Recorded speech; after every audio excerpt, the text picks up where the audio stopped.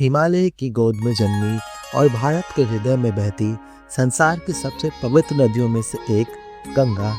कहा जाता है गंगा सिर्फ एक नदी ही नहीं, ये मोक्ष का द्वार है और करोड़ों लोगों की आस्था, संस्कृति और विश्वास का आधार है।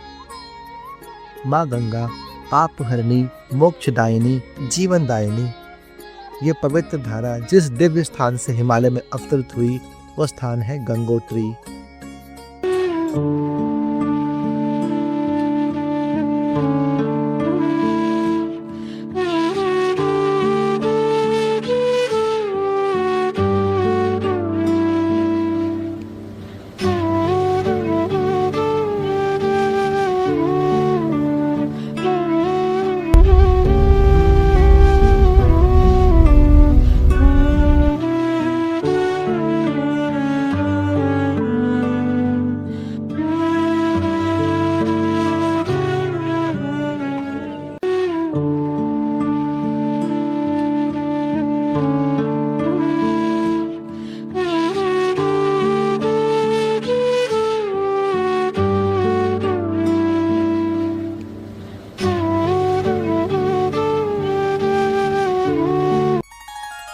उत्तराखंड की वादियों में बसा एक ऐसा स्वर्ग जो हर आने वालों को अपने अद्भुत आकर्षण में बांध लेता है।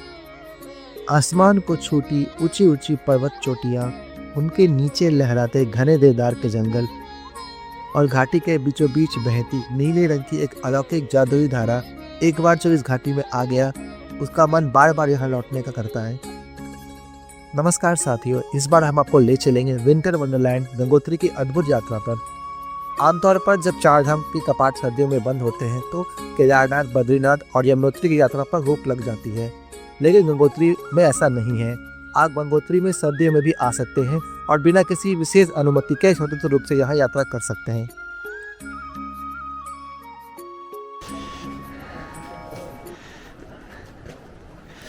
गंगा मैया तेरी जय हो।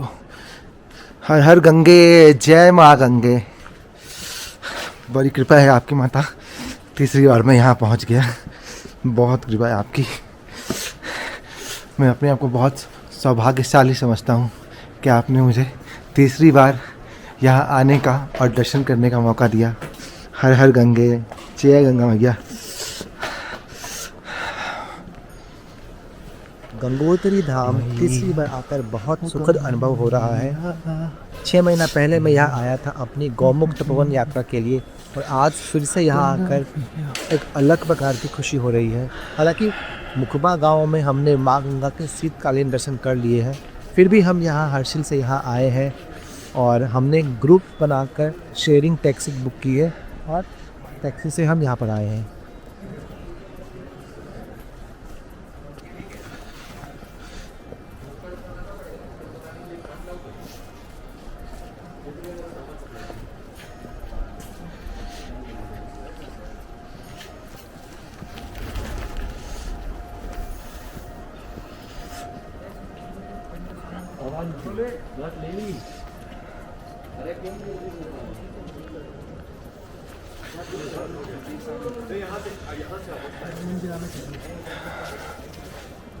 मेरी भी खींच देना भाई। जय गंगा मैया। पूरा जैसे ऐसा रहे पूरा मंदिर बड़ा करने लियो ना, ऐसा ले आगे आजा। जा दूर करना, मैं भी 30 मिनट चाहिए यार मंदिर के संग संग। आगे आजा, वरना से खींच दे। मैं भी 30 मिनट से करीब 30 मिनट चाहिए। तुम जा रहे हो, तुम लोग जा रहे हो, पूरा मंदिर आ रहा हो।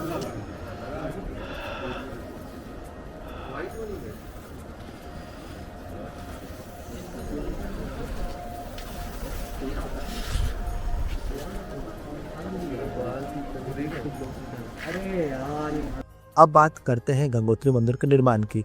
गंगोत्री मंदिर का वर्तमान स्वरूप 18वीं शताब्दी में नेपाली गोरखा जनरल अमर सिंह थापा द्वारा बनवाया गया था।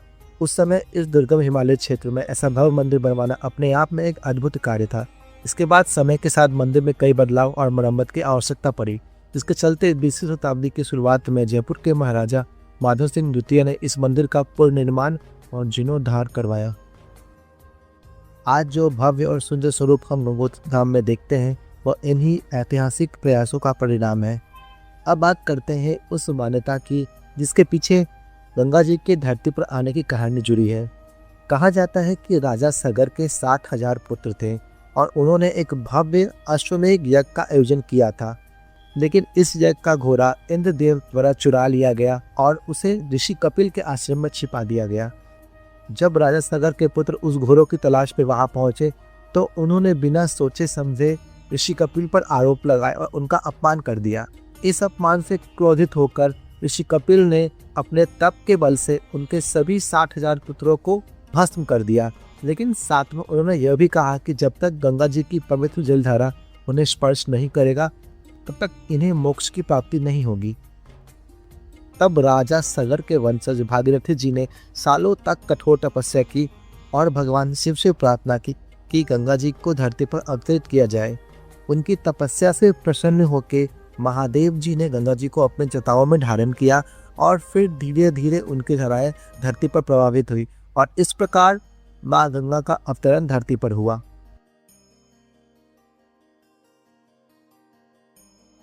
अब हम आ चुके हैं गंगा घाट के पास और यहाँ पर भागीरथी जी का मंदिर भी है जो कि अभी आप देख सकते हो कपड़े से ढका हुआ है क्योंकि गंगोत्री धाम के कपाट अभी बंद हैं, इसलिए यहाँ पे अभी पूजा अर्चना नहीं हो रही है।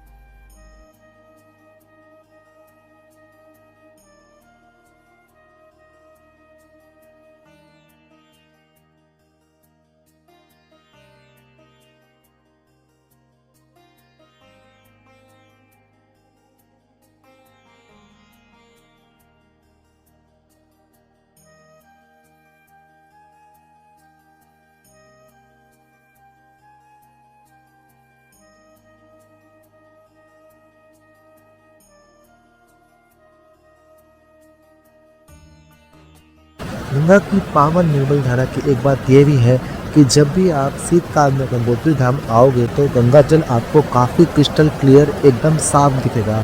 इसका एक कारण हो सकता है कि ठंड में ग्लेशियर थोड़ा धीरे धीरे पिघलती है और गर्मी में ग्लेशियर तेजी से पिघलती है जिससे पत्थर और मिट्टी पानी के साथ नीचे आती है। लेकिन सर्दियों में यह प्रक्रिया रुक सी जाती है जिससे पानी साफ रहता है।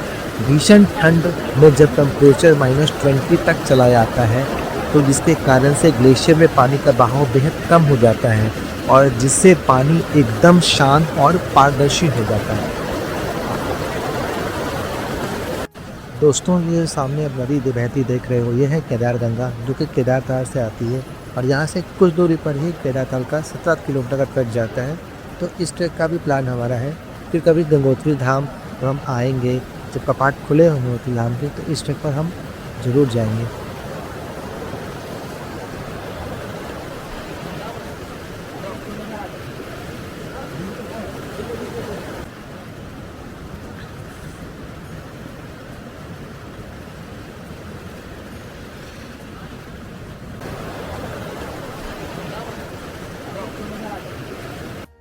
अब हम आ चुके हैं तपोवनम हिरण्यगर्भ आर्ट गैलरी। तपोवन हिरण्यगर्भ कला दीर्घा ये एक आर्ट गैलरी है जो हिमालय के महान तपस्वी योगी स्वामी सुंदरानंद द्वारा लिए गए तस्वीरों की है। सरल शब्दों में कहें तो आप इसे स्वामी सुंदरानंद जी की आर्ट गैलरी कह सकते हैं। लेकिन इस गैलरी को देखने से पहले ये जानना ज़रूरी है कि आखिर स्वामी सुंदरानंद जी कौन थे। अगर उनके पूरे जीवन को सिर्फ 3 शब्दों में समझाना है तो वो थे एक योगी, एक पर्वतारोही और एक फोटोग्राफर। सुनने में थोड़ा अलग लगता है ना, क्योंकि आमतौर पर हम जब भी एक योगी की छवि सोचते हैं तो वो सिर्फ एक साधना तक सीमित होती है। लेकिन कुछ साधु ऐसे भी होते हैं जो जीवन में हर रूप में जीते हैं और उन्हीं में से एक थे स्वामी सुंदरानंद जी। सिर्फ 21 साल की उम्र में अपने गुरु की तलाश में वे दक्षिण भारत से यात्रा करते हुए 1948 में गंगोत्री पहुंचे, यानी आज़ादी के सिर्फ 1 साल बाद। उस समय का गंगोत्री कैसा रहा होगा इसकी हम आज कल्पना भी नहीं कर सकते। इसके बाद वे गंगोत्री से आगे गौमुख फिर तपोवन की कठिन यात्रा पर निकले, जहां उनकी मुलाकात हुई उनके गुरु स्वामी तपोवन महाराज से। यहीं से उन्होंने योग साधना की गहराई में महारत हासिल किया। संन्यास लेने के बाद उन्होंने गंगोत्री हिमालय को ही अपना घर बना लिया और हैरानी की बात यह है कि सिर्फ 1.5 सालों में उन्होंने 108 बार गंगोत्री की यात्रा पूरी की। इस दौरान उन्होंने कई यात्रियों को रास्ता भी दिखाया। स्वामी जी खुद कहते थे कि 108 के बाद उन्होंने गिनती रखना ही छोड़ दिया था। यानी आप कह सकते हैं कि वह उस समय के पहले और सबसे अनुभवी गाइड में से एक थे।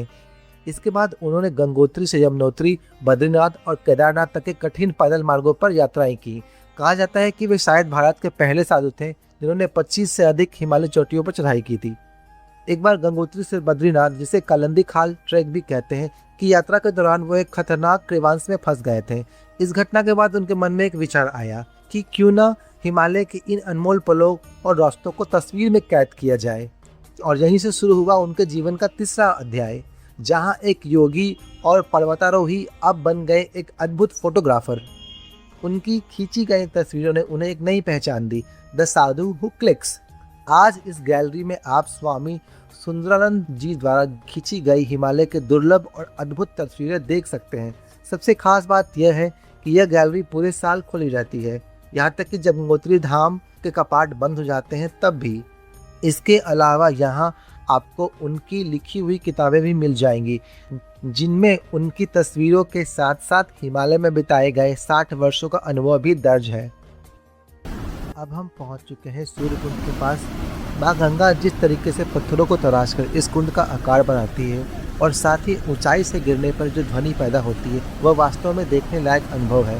इस कुंड की धार्मिक मान्यता यह है कि पृथ्वी पर जो सबसे पहले सूर्य की किरण पड़ी थी वो इसी स्थान पर पड़ी थी। इसी वजह से इस स्थान को नाम दिया गया सूर्य कुंड। तो गंगोत्री यात्रा पे आप इस जगह पर आना ना भूलें।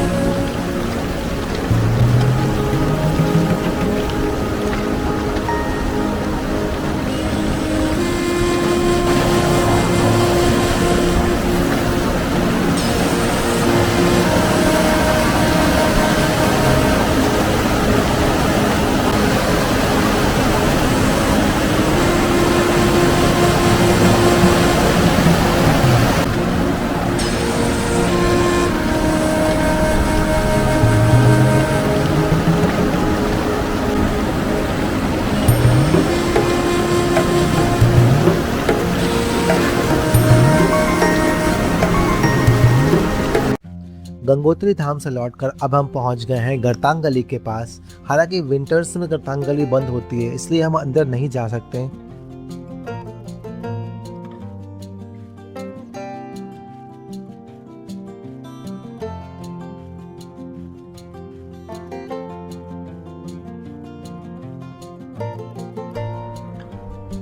सामने जो आप ब्रिज देख रहे हो इसको कहते हैं लंका ब्रिज, जो कि एशिया का सेकंड हाईएस्ट मोटरबल ब्रिज है।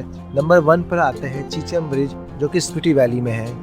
पहले इस ब्रिज को भैरव घाटी ब्रिज कहते थे, लेकिन बाद में इसका नाम बदलकर लंका ब्रिज रख दिया गया।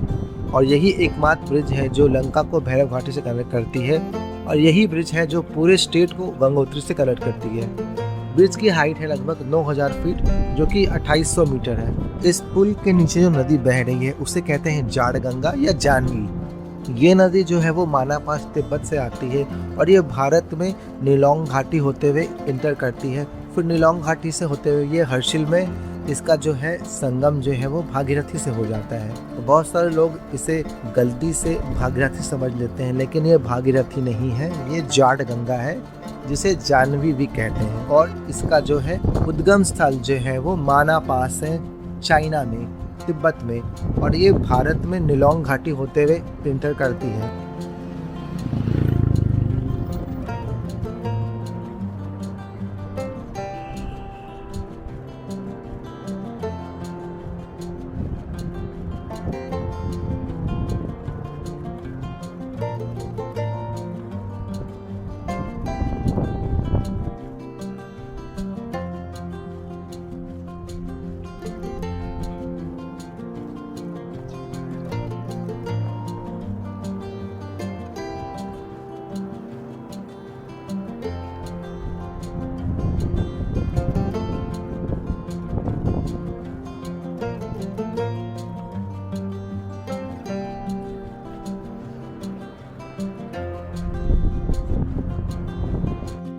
फाइनली हम पहुंच चुके हैं अपने last destination Harsil view point, जो कि बॉर्डर रोड ऑर्गेनाइजेशन द्वारा बनाया गया है। तो हर्सिल के ट्रिप पर आप इस जगह आना ना भूलें। यहाँ से हर्सिल वैली का व्यू बहुत ही शानदार दिखता है। इस खूबसूरत नज़ारे के साथ हर्सिल एडवेंचर के लास्ट एपिसोड मैं यहीं पर एंड कर रहा हूँ। आशा करता हूँ कि आपको ये एपिसोड पसंद आया होगा। नमस्कार।